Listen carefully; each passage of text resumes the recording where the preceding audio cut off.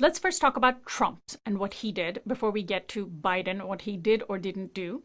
It shouldn't surprise us, of course, that Trump refused to stick to the rules, but I still was sort of shocked just at the level of yelling that the whole debate devolved into. And it seems as though, generally speaking, the country as a whole was disgusted. I'm assuming you as well.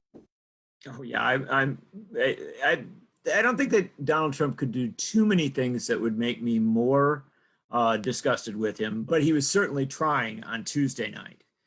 There's simply no question that the president has a strategy going forward, and that strategy is grounded in chaos. What he wants to do is to create a circumstance where people are disgusted, where they are turned off, in the hope that his base of supporters are so loyal to him that even though everybody else gets kind of sickened by things, they'll stick to him. They'll come out and give him a narrow route to his presumed victory.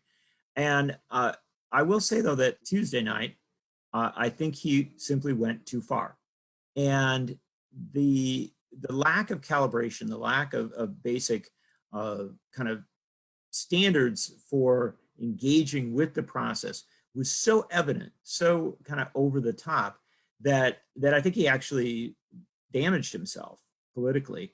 And the reason for that, the reason for the extreme nature of his performance, I think, is that he knows, whether he'll acknowledge it or not, that he's in a lot of political trouble.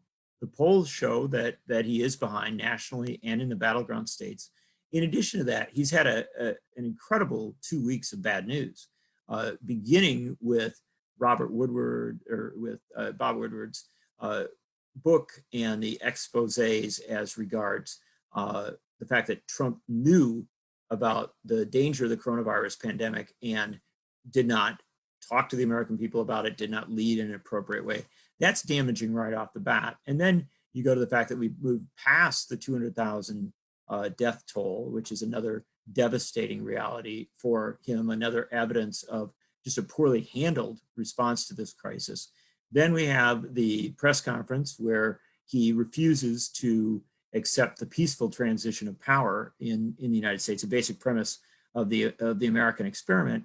And then finally, you've got the revelation of his tax returns and his failures as a business person.